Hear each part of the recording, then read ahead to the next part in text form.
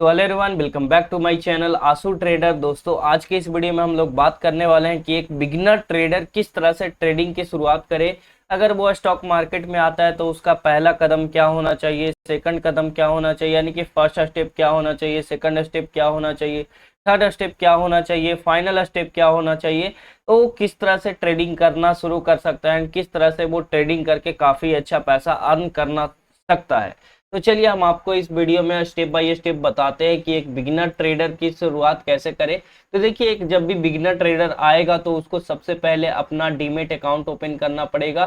ठीक है, demat account जो भी आपका एंजल वन हो गया, जीरोधा हो गया, अपस्टॉक हो गया, तो हमारे वीडियो के डिस्क्रिप्शन में डीमेट अकाउंट ओपनिंग का लिंक है, तो आप वहां से जाकर के डीमेट अकाउंट ओपन कर सकते हैं। डीमेट अकाउंट ओपन करने के बाद सेकंड में आपको ये सीखना होता है कि हाँ, हम डीमेट अकाउंट में किस तरह से बाइंग सेलिंग करेंगे। ठीक है, बाइंग किस तरह से होता है, सेलिंग किस तरह से होता है, आपको ये तो सीखना बहुत ही आसान है। ठीक है, बाइंग सेलिंग करना सीखना बहुत ही आसान है। अब थर्ड स्टेप में हमें सबसे महत्वपूर्ण चीजें सीखना होता है कि कब हमें बाइंग करना है, कब हमें सेलिंग करना है। तो इसके लिए हमें क्या करना पड़ता है, इस चीज के लिए हमें सीखना पड़ता है चार्ट रीडिंग। ठीक है, चार्ट रीडिंग यानी कि चार्ट को रीडिंग करने का तरीका। तो आपको मैं बता दूं कि दोस्तों, कि अगर आप चार्ट रीडिंग में एकदम महारथी हासिल करना चाहते हैं तो आपको तीन चीजों पर फोकस करना बहुत ज्यादा जरूरी होता है। सबसे पहला चीज होता है आपका कैंडलस्टिक पैटर्न, सेकंड चीज होता है आपका प्राइस एक्शन, एंड थर्ड चीज होता है आपका चार्ट पैटर्न। देखिए, अगर जो प्राइस एक्शन अगर आप सीख पाते हैं, ठीक है, प्राइस जो एक्शन करता है उसी को हम लोग प्राइस एक्शन कहते हैं। प्राइस एक्शन के ऊपर हमारे चैनल पे बहुत सारी वीडियो है, तो आप जा करके उस वीडियो को देख सकते हैं। कैंडलस्टिक पैटर्न का वीडियो भी बहुत सारा है, मैं वीडियो के डिस्क्रिप्शन में सारे वीडियो का लिंक दे दूंगा, तो आप उस वीडियो से सीखिए, समझिए। देखिए, चार्ट रीडिंग में आपको सिंपल चीजें आनी चाहिए, आपको प्राइस एक्शन आना चाहिए, कैंडलस्टिक पैटर्न के बारे में एंड चार्ट पैटर्न के बारे में पता हो जाएगा, तो आप चार्ट रीडिंग में एकदम महारथी हासिल कर सकते हैं। यानी कि थर्ड स्टेप में आपको चार्ट रीडिंग सीखना है, जिससे कि आपको ये पता लगेगा कि हाँ, हमें यहाँ पे बाइंग करना है एंड यहाँ पे सेलिंग करना है, यहाँ पे बाइंग करना है, यहाँ पे सेलिंग करना है। तो ये सब सारी चीजें आपको समझ आएगा जब आप चार्ट रीडिंग को सीखेंगे, कब हमें प्रॉफिट बुक करना है, ये सब सारी चीजें फिर समझ आना शुरू होगा। तो देखिए, एक ट्रेडर को स्टेप बाय स्टेप चलना चाहिए। बहुत सारे बिगनर ट्रेडर आते हैं मार्केट में, तो उनको ये नहीं पता होता है कि हम सबसे पहले शुरुआत कहाँ से करें, कहाँ से सीखें, क्या सीखें, किस तरह से सीखें कि हम अच्छा खासा प्रॉफिट बना पाए।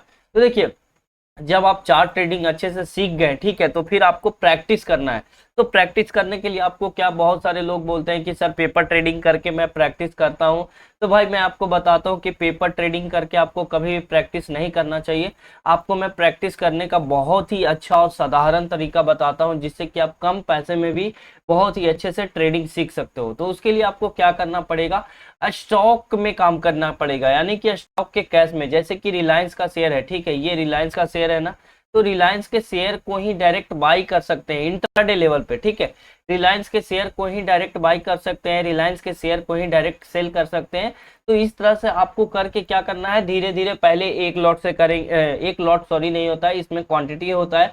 तो पहले एक क्वांटिटी से करेंगे, फिर दो क्वांटिटी से करेंगे।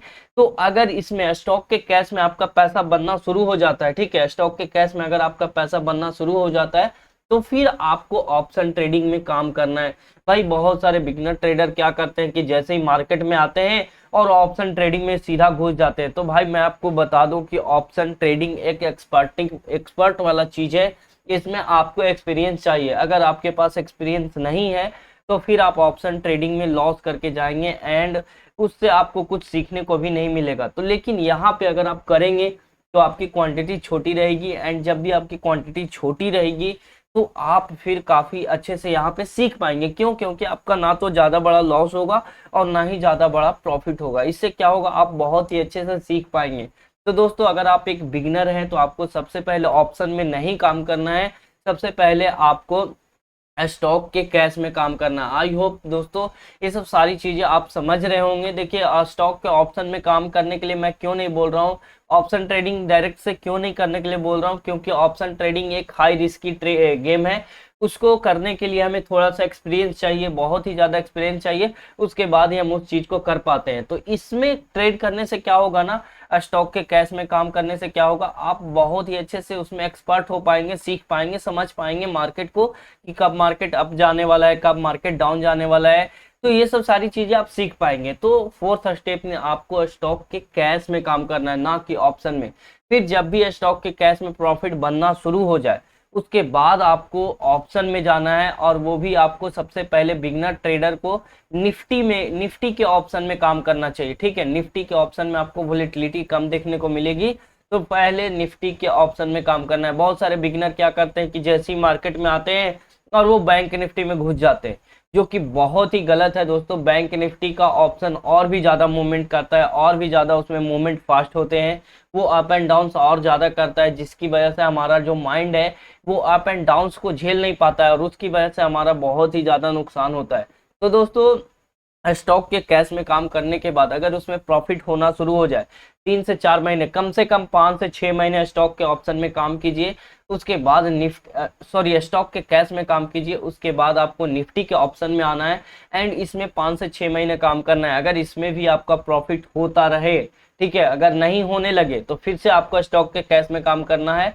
अगर इसमें आपका प्रॉफिट होना शुरू हो जाए तो फिर आपको बैंक निफ्टी के ऑप्शन में जाना है। भाई बैंक निफ्टी का ऑप्शन काफी ज्यादा वोलेटाइल होता है, तो उसमें आपको काफी ज्यादा एक्सपीरियंस चाहिए।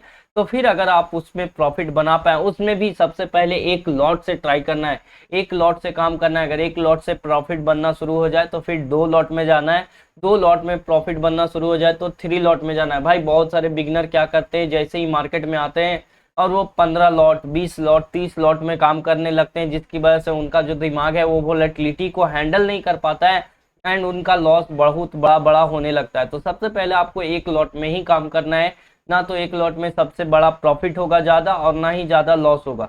लेकिन हाँ, उस एक लॉट से आपको जो सीखने को मिलेगा वो नेक्स्ट लेवल का मिलेगा। देखिए, मैं एक चीज बता देता हूँ भाई लोग, कि इस मार्केट में पैसा बहुत है, लेकिन अगर आप बिना सीखे इस मार्केट में आएंगे तो आप पैसा देकर जाएंगे। जो लोग पैसा कमाना सीख गए, मतलब जो लोग मार्केट को सीख गए, लेकिन अगर आप इस मार्केट में सीख करके आते हैं तो आप उन लोग से पैसा लेंगे जो लोग मार्केट में बिना सीखे आए हैं। तो दोस्तों, आपको सीख करके इस मार्केट में पैसा लगाना है, एंड काफी अच्छा प्रॉफिट बनाना है।